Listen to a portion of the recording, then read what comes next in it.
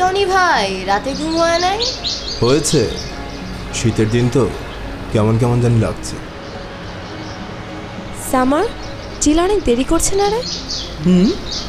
তোর তো আবার জিলের সব ব্যাপারে কি চোখে পড়ে, তুইও তো দেরি করে নামলি। আমি দেরি করেছি? টনি ভাই আপনি বলেন তো আমি কি দেরি করেছি? টনি ভাই বলেন, বলেন আপনি। মনে নাই? টনি ভাই আপনার মনে নাই মানে কি বলেন? অসহ্য টনি ভাই। কি করে মনে থাকবে টনি ভাই, প্রতিদিন তো একই ঘটনা।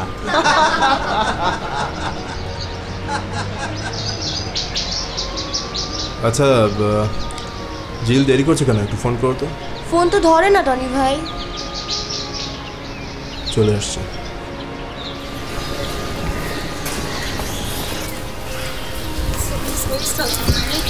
আপনি তো সকালে কাজ আছে ম্যাডাম, বসো। আচ্ছা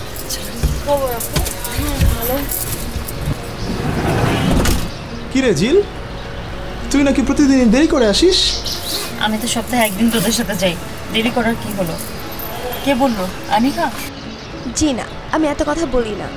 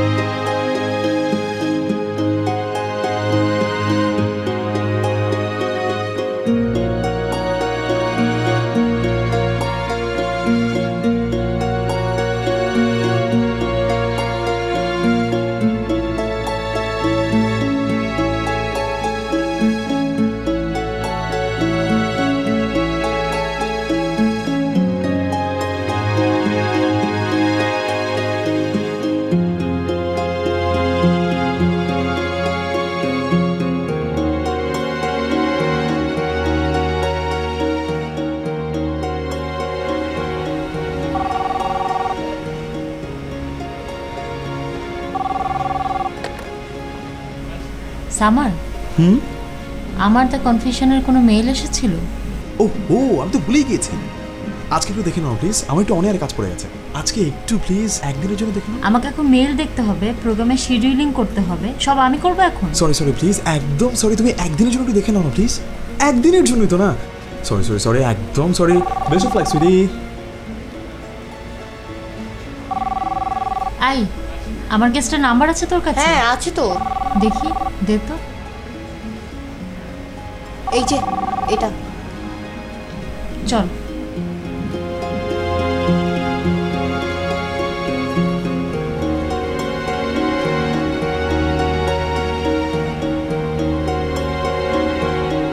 হ্যালো, লিটন সাহেব বলছেন? জি। আচ্ছা, আপনি আজকে 10টার মধ্যে চলে আসেন তাহলে। ঠিক আছে, আসবো, ব্যস্ত আছি। আপনি তো লিটন সাহেব গতবারও বলেছিলেন যে চলে আসবেন, কিন্তু আসেননি। আসলে আমাদের লাইভ প্রোগ্রাম তো আমরা বিপদে পড়ি। বলছি তো ভাই আসবো, রাখি। ধ্যাত, আজব তো, লাইনটা কেটে দিল। কি গেস্ট রেডি? ধুর, আসলে আসলো, না আসলে নাই, বললো তো আসবে। অসহ্য লাগে, দরকার হয় প্রোগ্রামটা বন্ধ করে দিব। তাই নাকি? টনি ভাইকে যে জানো?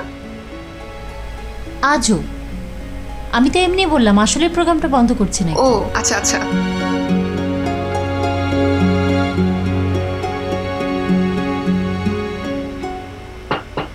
আসবো ভাইয়া। আসো।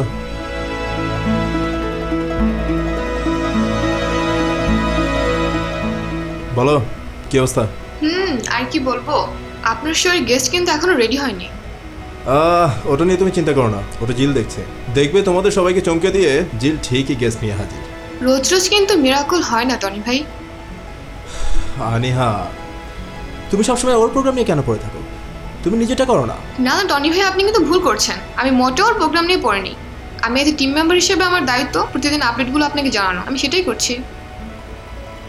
আর আপনি যদি ব্যাপারটা সিরিয়াসভাবে নিয়েছেন ফাইন, আমি ব্যাপারে কোনো কথাই বলবো না। আহা, বলবো না কেন? না বলা তো এখানে কিছু নেই। শোনো, এই স্টেশনটা আমাদের সবার, তাই না? আমরা সবাই একটা টিম মেম্বার হিসেবে কাজ করছি, তো আমাদের সবার এই স্টেশনের সমস্ত ভালো মন্দ সব কিছু দেখা উচিত, তাই না? আমি তো চাই যে তোমরা আমার সাথে কাজ করো, সবাই একসাথে মিলে আমরা একটা ভালো কিছু করি। এটা তো আমরা চাই, তাই না? তুমি যাও, বেটার তোমার কাজে কনসেন্ট্রেট করো, দেখবে সব কিছু ঠিক হয়ে যাবে। ঠিক আছে, যাও।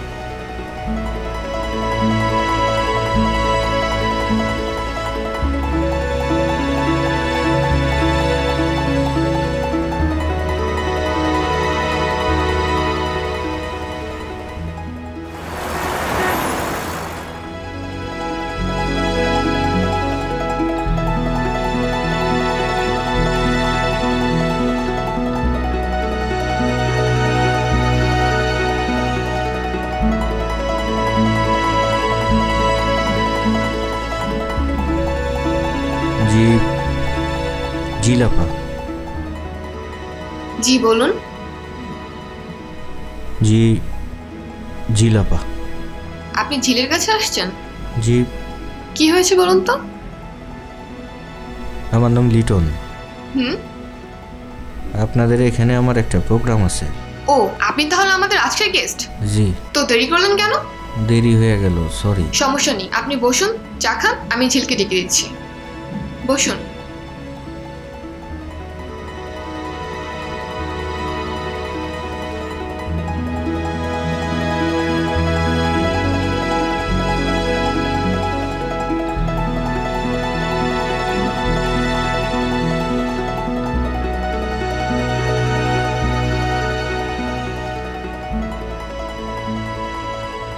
এই ঝিল, তোর গেস্ট কিন্তু চলে এসছে। হুম, কি বলিস? হ্যাঁ, বসে আছে তো। ওকে, চল চল চল চল।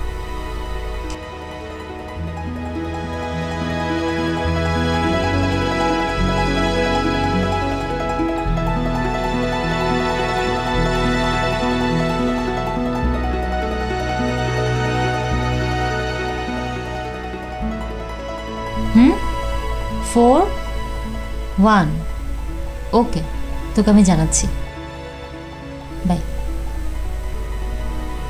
বলুন, আপনি কি বলতে চান, মানে কি কনফেস করতে চান? জি, আমার জীবনের ঘটে যাওয়া একটা ঘটনা। আপনার জীবনে ঘটে যাওয়া একটা ঘটনা পাবলিক কেন শুনবে? আপনি কি সালমান খান? বর্ণাঢ্য জীবন আপনার। জি। আই মিন, আপনার জীবনে ঘটে যাওয়া ঘটনা পাবলিক কেন শুনবে? আচ্ছা, আপনি কি কোনো অপরাধ করেছেন? আই মিন, কি ব্যাপারে আপনি কনফেস করতে চান? ঠিক অপরাধ কিনা জানি না, হইলেও হইতে পারে। লিটন সাহেব, আপনি হেয়ালি করবেন না। এটা একটা লাইভ শো, আমরা যা খুশি তাই শোনাতে পারি না। আপনি বুঝতে পারছেন আমি কি বলছি? জি, পারছি।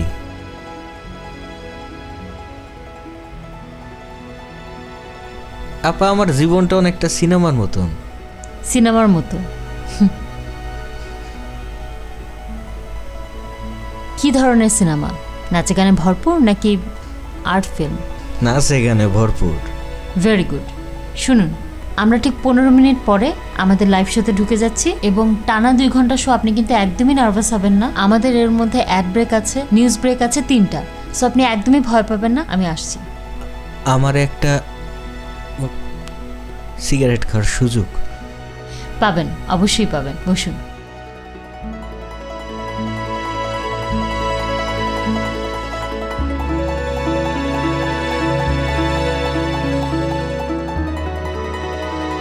সেলফোনে সুইচ অফ করেছেন? জি। Very good. নার্ভাস? জি না। নার্ভাস আর কিছু নেই। আর মাত্র 2 মিনিট, তারপর আমরা শুরু করছি। ওকে? জি। আচ্ছা, আমি কি বলবো? জি, আমি কি বলবো? আমি কি করে বলবো? আপনি কি বলবেন? আপনি না বলছিলেন আপনার জীবনটা নাচে গানে ভরপুর সিনেমার মতো, ওটা বলবেন।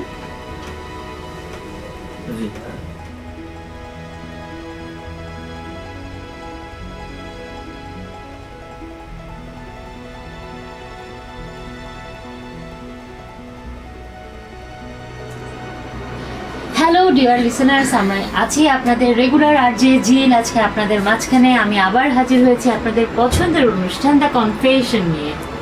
আজকে আমাদের একজন স্পেশাল গেস্ট আছে প্রতিবারের মতো, এবং সে হচ্ছে মিস্টার লিটন।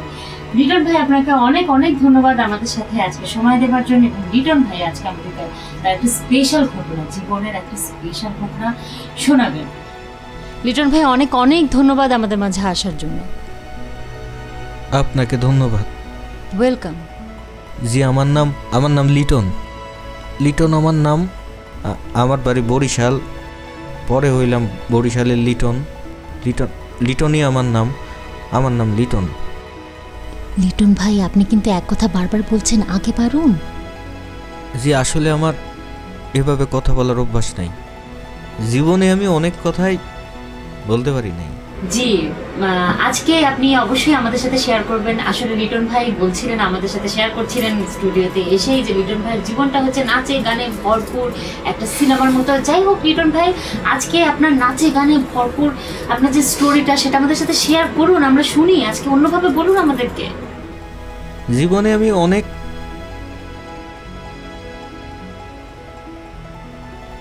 বস্তিতে শুরু হয় আমার জীবন।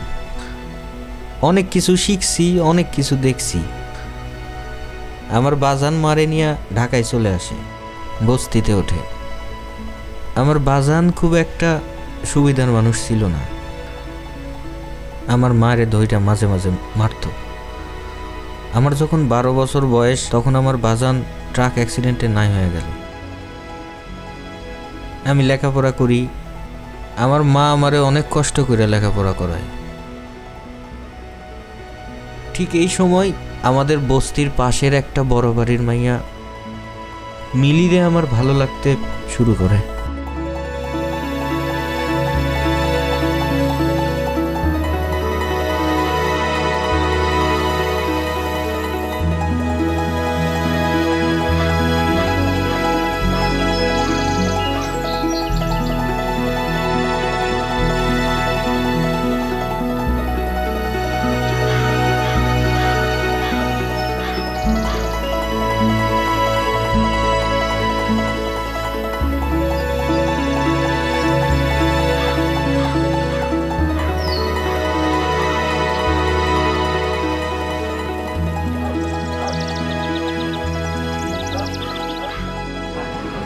যাই হোক প্রিয় শ্রোতারা, আপনারা নিশ্চয়ই শুনছেন লিটন ভাই আস্তে আস্তে তার রোমান্টিক গল্পের ঝুড়িটা আমাদের জন্য খুলে ধরছেন, এবং আপনাদের নিশ্চয়ই খুব ভালো লাগছে। আমার তো খুবই ভালো লাগছে। শ্রোতারা, আপনারা SMS করতে থাকুন, ইমেইল করতে থাকুন, কনফারেন্স করতে থাকুন, আপনাদের মনের কথা আমাদেরকে জানাতে থাকুন। আমরা অনুষ্ঠানের ফাঁকে ফাঁকে সব পড়ে শোনাবো। এবং এখন আমরা একটা ব্রেকে যাচ্ছি, কিন্তু তার আগে লিটন ভাইয়ের বাকি গল্পটুকু একটু শুনে যাচ্ছি।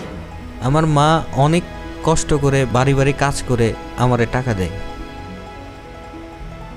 মায়ের কষ্ট আর নিজের বড় হওয়ার যে তাগিদ, এইটা আমি বুঝতে পারতেছিলাম। কিন্তু মিলির প্রতি ধীরে ধীরে আমার আকর্ষণ বাড়তেই থাকলো।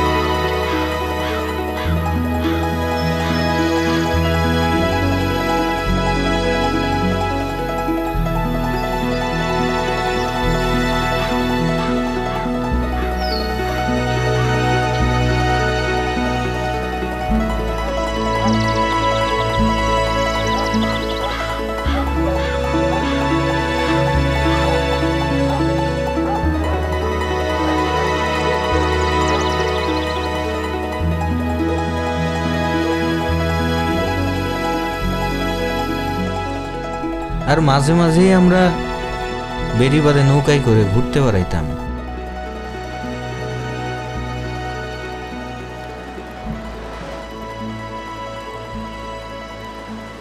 আচ্ছা, তোমারে না বলছি তোমার বাসাটা অন্যখানে নিয়ে যাও।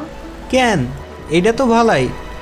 হ্যাঁ, কিন্তু তোমাকে এত কষ্ট আমার সহ্য হয় না। তাইলে তোমারে দেখুন কেমনে। তাছাড়া আগে পড়ালেখা শেষ করি, তারপর মারে নিয়ে একটা বড় জায়গায় চলে যাব। আর অন্য কেউ? না, সাথে তো কেউ নাই। ও আছে তো, তুমি। এতক্ষণ লাগলো?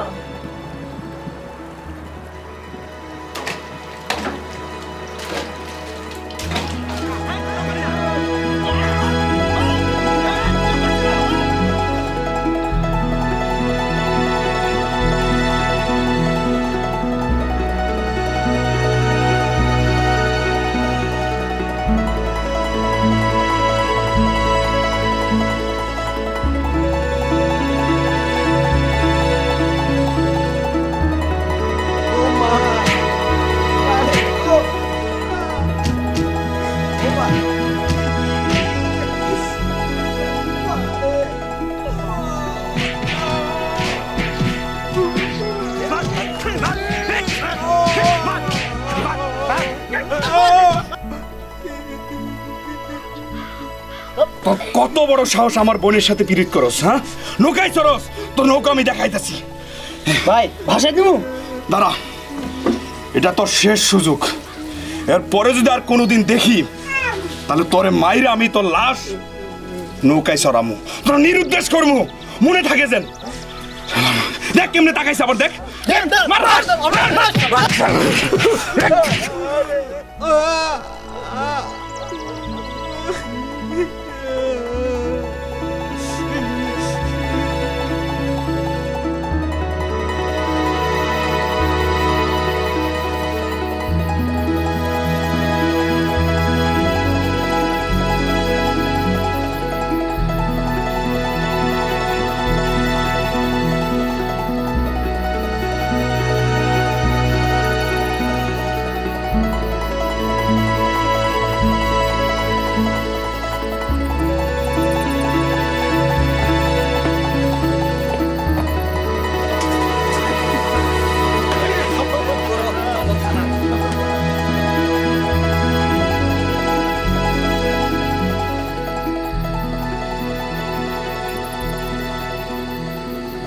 জেলে গেলাম, চালান হইল এক জেল থেকে আর এক জেলে।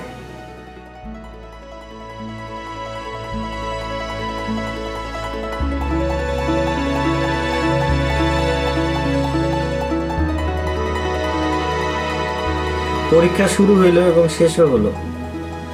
ইন্টারমিডিয়েট আমার আর দেওয়া হইল না। জেলে বসেই শুনলাম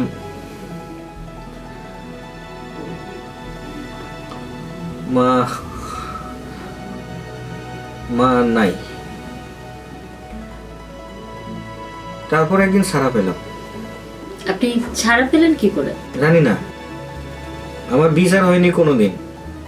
আমার মতো অনেকেই জেলে আছে যারা নিজেরাও জানে না কেন জেলে আছে, যাদের কোনোদিন কাঠগড়ায় দাঁড়াতে হয় না, কিন্তু বছরের পর বছর জেল কাটে। তো আমি ছাড়া পাইলাম, চলে আসলাম। কই খাবো, কি থাকবো, কিছুই জানি না। ঠিক সেই সময় একটা ফোন আসলো।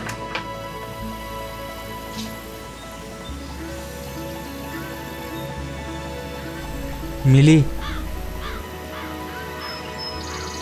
তুমি এখানে আসছো কেন? তুমি চলে যাও অন্য কোথাও। আমি কোথায় যাব? আমার তো সব শেষ। সব শেষ বলছো কেন? এখনো কিছু শেষ হয়নি, শুরু হবে কেবল। আমি আসছি তোমার সঙ্গে। তুমি আসো তো, আমারে তারাই দিতেছো কেন? আমি তোমার সঙ্গে থাকা মানে তোমার বিপদ ডেকে আনা। ভাইয়া তোমারে ছাড়বে না। তুমি আপাতত যাও, সব ঠান্ডা হয়ে গেলে তারপর দেখা যাবে। আমার তো পরীক্ষা দেওয়া হইল না, মারেও পাইলাম না। এইসব কথা এখন থাক। তুমি যেখানেই থাকো আমার সঙ্গে যোগাযোগ করো, আমাদের জানায়ও। চারদিকে ভাইয়া লোক লাগিয়ে রেখেছে, তোমার এলাকায় দেখলেই ঝামেলা করবে। দোস্ত তাড়াতাড়ি কর, কেউ দেখলে ঝামেলা করবে। 1 মিনিট, আমি চলে যাচ্ছি। তুমিও যাও, প্রতিদিন আমার একটা করে SMS করো। ভালো থেকো, আমি যাই। মিলি, তারপর আমি চলে গেলাম অন্য এলাকায়, থাকি রামপুরা। 10-12 দিনে একদিন বেরোয়, কিচ্ছু ভালো লাগে না, সারাদিন বাসার ভিতর। ঠিক সেই সময় পড়ে গেলাম খারাপ বন্ধুদের পাল্লায়, শুরু হলো নেশার অভ্যস্ততা। ঠিক এই সময় প্রতিদিন আমি একটা করে SMS পাঠাতাম। প্রথম দিকে সব SMS এর উত্তর আসতো, তারপর ধীরে ধীরে সেটাও কমে গেল। একদিন ধৈর্য হারায় গেলাম ওদের পাড়ায়।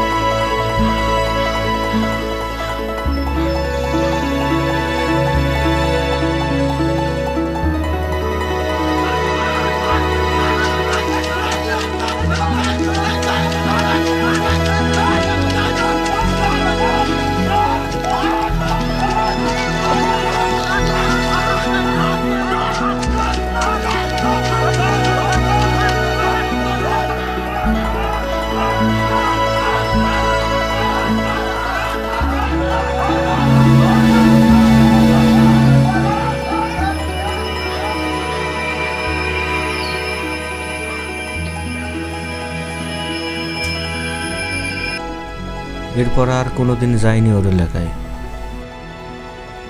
এরপর আর কোনোদিন SMS-ও আসে নাই। কিন্তু আমি প্রতিদিন তার SMS পাঠাই। আমি পানি খাবো, পানি খাবো। বন্ধুরা, আপনাদের নিশ্চয়ই খুব ভালো লাগছে আমাদের লিটন ভাইয়ের জীবনের গল্প। আমার তো খুবই ভালো লাগছে। আসলে লিটন ভাইয়ের গল্প না শুনলে আমরা কোনোভাবেই বুঝতে পারতাম না যে একটা মানুষ তার ভালোবাসার জন্য কতটা স্যাক্রিফাইস করতে পারে। আসলে এটা তো গল্প না, এটা জীবন থেকেই নেয়া। যাই হোক, আমরা একটা গান শুনতে শুনতে এখন চলে যাব বিজ্ঞাপন বিরতিতে, এবং বিজ্ঞাপন বিরতি থেকে ফেরার পরেই আমরা লিটন ভাইয়ের বাকি গল্পটুকু শুনে নিব। ততক্ষণে চলুন গানটা শুনতে শুনতে চাই বিজ্ঞাপন বিরতি। কি নাম? জি লিটন। শুধু নিজে নেশা খাইলে হইব, অন্যরা খাইব না? তাগো লাগে কিছু করো। জি আমি রাজি। বিশ্বাস কি? বেইমানি করবো না বস। এই লাইনে বেইমানের উল্টা দিকে আছে লাশ, বুঝছো? আমি তোমার দায়িত্ব নিলাম, ধরা পড়লে আমি তোমারে ছাড়াম, মাগার গাজের না মুখে আনবা না। মুখে আনছো তো মরছো, আজীবন জেলে বইসা মরবা।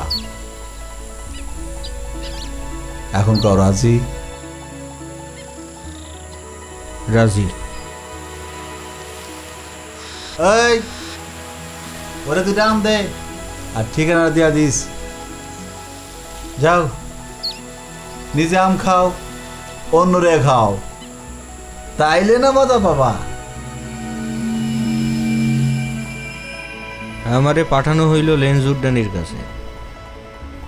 লেনজুড্ডানি একজন ছোটখাটো মাফিয়া, মাদকের পাশাপাশি ছোটখাটো যন্ত্র, মানে ওই যে মেশিন, মানে ওই অস্ত্র সাপ্লাই করে আর কি।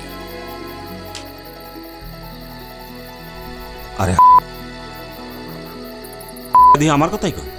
এই তুই একটা কাম কর, ধরে লে আহিনা একদম 20-30 সাইজ করে ফেল। ভাই আজে যাবো? আজকে যাবি? কারা কইতাছি আজকে যাবি না কখন যাবি? আর হঞ্চুস নি কি কয় তোর লেঞ্জুর কিনা কয় কিনা আমারে লেঞ্জুর দিনি তোর লেন্স আমি বাইর করতেছি খারা। আমি শুরু করলাম তার সঙ্গে ব্যবসা। এখানকার মাল ওখানে, এটাই আমার একমাত্র কাজ। এখন আমার অনেক টাকা, কিন্তু জানেন আমি এসব কাজ করি কেন?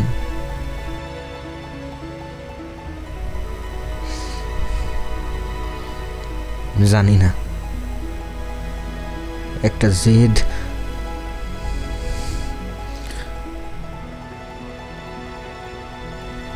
কিন্তু সব কিছুর আমি একজন সাক্ষী রাখি, সেটা হচ্ছে মিলি।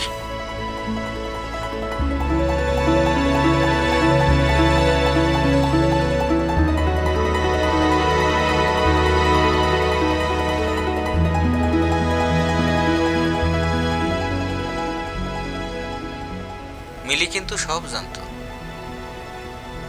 আমি যে কোনো খারাপ কাজ করার আগে মিলির একটা করে SMS দিতাম। কিন্তু যতদূর জানি মিলি তো আপনাকে ভালোবাসে, সে আপনাকে নিষেধ করেনি? না,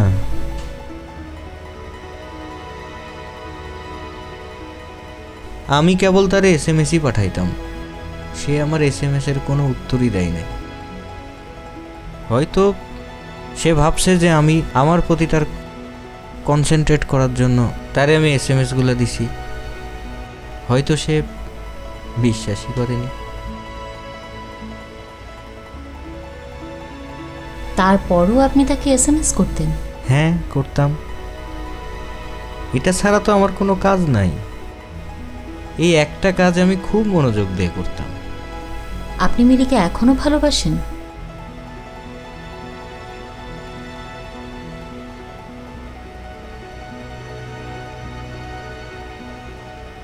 বাসি, ভালোবাসি। আপনি বলছেন আপনি মিলিকে ভালোবাসতেন, তারপরেও আপনি এসব অপরাধ করতেন কেন? আপনি নিশ্চয়ই প্রতিশোধ নেবার জন্য এসব কাজ করতেন? না,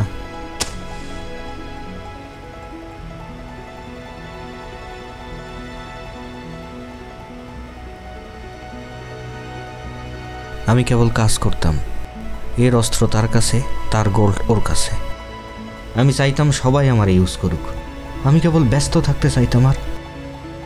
আর মাঝে মাঝে মিলিরে খালি প্রতিদিন একটা করে SMS দিতাম, কারণ আমি জানতাম আমি যদি কোনো খারাপ কাজ করি মিলি নিশ্চয়ই আমাকে ঠেকাবে।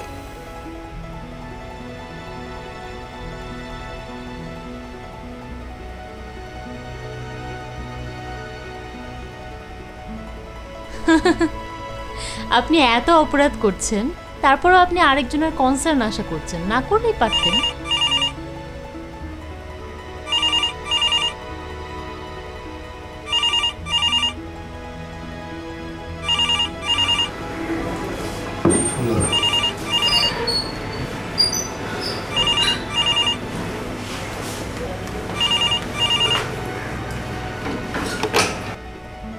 হ্যালো, এই এই তোকে স্টেশনে এসব কি ধরনের প্রোগ্রাম চালাস?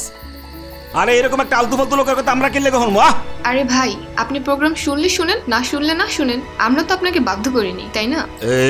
এই এখনই তোর স্টেশন বন্ধ কর, আর ওই রে তোকে স্টেশন থেকে বাড়ি করে দে।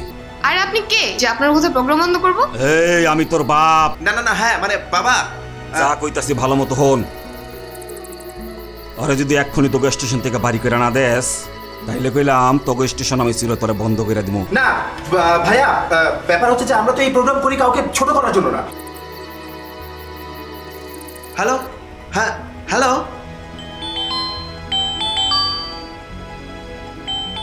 হ্যালো, হ্যাঁ কি ভাই, বাপ মানে কি শো বন্ধ করবো কেন ভাই? কি ভাই, কি কি মানে কি বলছে ভাই? আমার বাপ মা তুলে কথা বলতেছে ভাই। এই প্রোগ্রাম চালানোর দরকার নাই ভাই। প্রোগ্রাম বন্ধ করে দেওয়া যায়, প্লিজ বন্ধ করো। এইভাবে প্রোগ্রাম বন্ধ করা যায় না। আনিহা, না আনিহা, তুমি নিচে যাও, ইয়ে করো, লিফটম্যানকে বলো লিফট বন্ধ করতে, গেট বন্ধ করতে, কেউ যেন উপরে উঠতে না পারে। কারবার দেখছস? হ্যাঁ,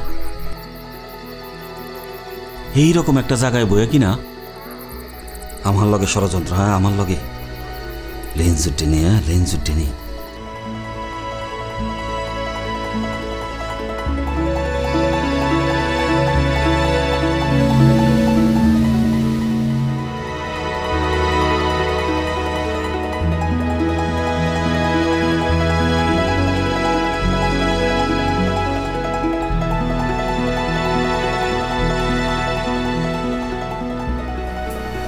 প্রিয় শ্রোতারা, আপনাদের নিশ্চয়ই ভালো লাগছে আজকের আমাদের এই প্রোগ্রামটা। অবশ্যই ভালো লাগার কথা, কারণ আপনাদের প্রথমেই বলেছিলাম যে আজকে লিটন ভাই তার জীবনের রোমান্টিক গল্প, মানে নাচে গানে ভরপুর সিনেমার গল্প আজকে আমাদেরকে বলবেন। কিন্তু তার সাথে আছে গ্যাংস্টারের গল্প। আপনাদের নিশ্চয়ই ভালো লাগছে, কিন্তু তার জন্য আপনাদেরকে আরও অপেক্ষা করতে হবে, কারণ আরও অনেক ইন্টারেস্টিং কথা আছে যেগুলো আমরা শুনবো নিউজের পরে। এবং আমরা নিউজ থেকে জলদি জলদি ফিরে আসছি, আপনারা কোথাও যাবেন না, আমাদের সাথে থাকবেন। হ্যালো। এই এই এখনো বন্ধ করলি না? আরে ভাই, আপনি বোঝার চেষ্টা করেন, এখানে তো কোনো প্রবলেমই হচ্ছে না। আরে দেশের মান্যগুণ্য মানুষের লইয়া আজে বাজে কথা কইতাছস, খুব বিপদে পড়বি, খুব বিপদ। বন্ধ কর। আপনি এভাবে বললে হলো? আমরা তো প্রোগ্রাম বন্ধ করতে পারি না। চিনতে পারছ নাই না? আরে কইলাম না আমি তোর বাপ।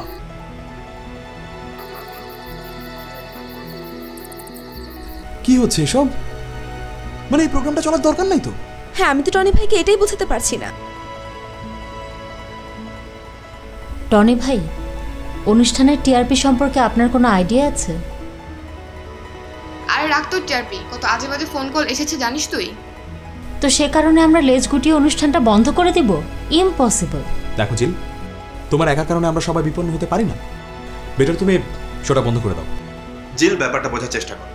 নানান ধরনের ফোন আসছে, রাজনৈতিক চাপ আসছে, আমি কনফিউজড হয়ে যাচ্ছি। আর এরকম ভাবে যদি শোটা চলতে থাকে তাহলে বোঝা যাচ্ছে লিটন সবার মুখোশ খুলে ছাড়বে। মুখোশ করলে খুলুক, তাতে আমাদের কি প্রবলেম? আর তাছাড়া এটা তো লিটন ভাই কনফেস করছে, আমাদের কি প্রবলেম বলুন? আমাদের উচিত প্রোগ্রামটা চালিয়ে যাওয়া। জিল, ব্যাপারটা বোঝার চেষ্টা করো। নিউজের পরে কোনো একটি কজ দেখিয়ে তুমি প্রোগ্রামটা বন্ধ করে দাও, বেটার। অসম্ভব টনি ভাই, প্রোগ্রামটার প্রডিউসার আমি, আর আমি চাই প্রোগ্রামটা চলুক। অনুষ্ঠানটা শেষ হোক, তারপর আপনি যা অ্যাকশন নেবার নেবেন। আর দেখুন, লিটন ছেলেটা তো ভালো না, সে যাদের সাথে কাজ করেছে তারা কেউই ভালো না। এই অনুষ্ঠানের মাধ্যমে তাদের যদি মুখোশ খুলে তাহলে তো আমাদের জন্য ভালো, দেশের জন্য ভালো। আমি চাই প্রোগ্রামটা চলুক। জিল, অন এয়ার আর মাত্র 2 মিনিট বাকি। টনি ভাই, আই এম সরি, কিন্তু এটা আমাদের সবার জন্য একটা যুদ্ধ। তোমরা প্লিজ আমার সাথে থাকো। তাহলে আমরা কি করব টনি ভাই? জিলের কথায় পয়েন্ট আছে, শো চলবে। ওকে। আর সবচেয়ে বড় ব্যাপার হচ্ছে যে প্রোগ্রাম তো চালাতেই হবে, প্রোগ্রাম চলবে। রাইট। যা হবে আমি দেখছি। ওকে। তোমরা আমার সাথে আছে কিনা এটা হচ্ছে অবশ্যই সাথে আছি। হ্যাঁ, ওকে, দ্যাটস দ্য স্পিরিট। তারপর একদিন ড্যানি আমার একটা ছবি পাঠাইল। ছবিটা দেখলাম, ভাবলাম যে এরা বোধহয় অস্ত্র কিংবা মাদক পোষাইতে হলো। তখনই একটা ফোন আসলো। Hello boss. হ্যাঁ, কিরে ছবিটা পাইছস? জি বস। হ্যাঁ, গুড, ভেরি গুড। আচ্ছা শোন, তোরা কিন্তু একটা নতুন কাজ করতে হইব। ঠিক আছে। আরে না না, তেমন কিছু না, খালি একটা গুলি। কিরে ঘাবড়ায় গেলে মনে হইতাছে, পারবি না?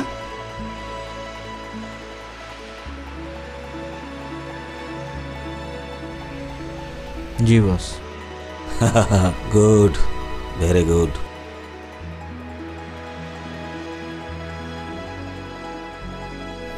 তারপর আমি SMS করলাম মিলিকে, ভাবলাম এবার নিশ্চয়ই সে আমাকে ফিরাবে, নিশ্চয়ই সে আমাকে ফিরাবে।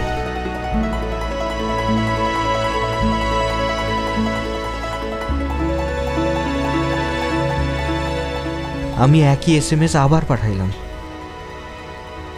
কিন্তু উত্তর এলো না। তারপর কি?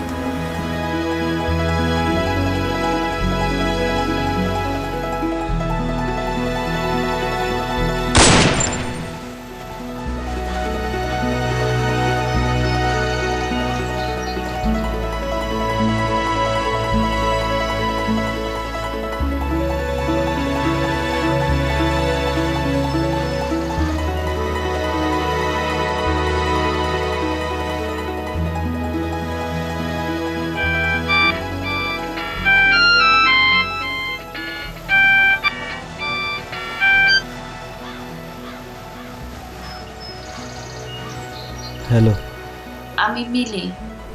তুমি ফোন করলে শেষে এতদিন পর ফোন করলে। সব শেষ হওয়ার পরে? তুমি এটা করতে পারো না লিটন, তুমি এটা করতে পারো না।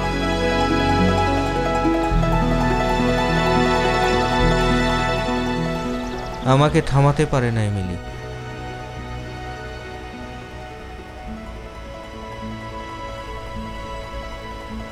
আমি যারে খুন করি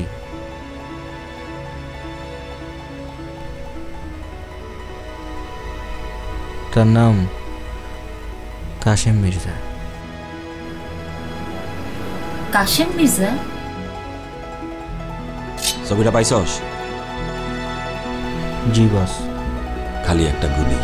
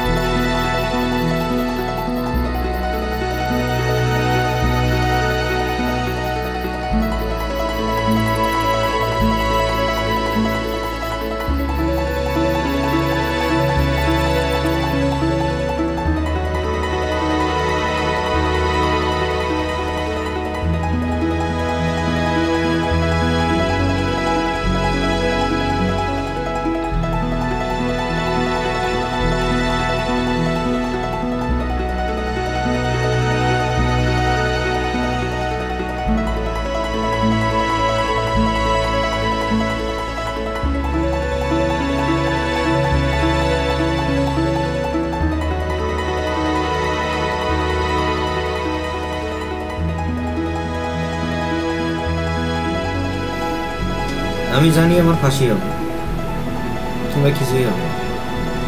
এদেশে অনেকের অনেক কিছু হয় না। তবে একটা কথা বলি জিলাপা, বলুন। প্রোগ্রাম একেবারে শেষের দিকে। আমি আজ রেডিওতে কনফেস করতে আসছি কিসের জন্য জানেন? কেন? আজকে ফোন দিয়েছিল মিলি,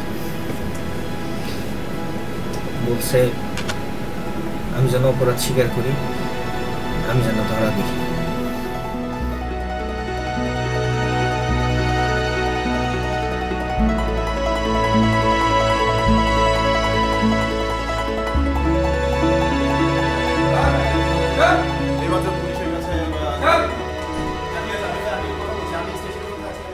বন্ধুরা, আজকে এই ছিল আমাদের কনভারসেশন। আমি জানি আপনাদের অবশ্যই ভালো লেগেছে, ভালো লাগারই কথা, কারণ সমাজের অনেক অপরাধ, অনেক না জানা তথ্য কিন্তু আজকে আমরা জানতে পেরেছি। আমরা এরকম আরো অনেক তথ্য জানবো আগামী কনফেশনে এবং তারপরের কনফেশনে, তারপরের কনফেশনে। আমি জানি আপনাদের ভালো লাগবে এবং এই কারণে আপনারা আমাদের সাথেই থাকবেন। আপনাদের সাথে আমাদের আবার কথা হবে আগামী সপ্তাহে, আপনারা আবার শুনবেন। আমি জানি আপনাদের ভালো লাগবে এবং আপনারা অপেক্ষা করবেন এই কনফেশন অনুষ্ঠান।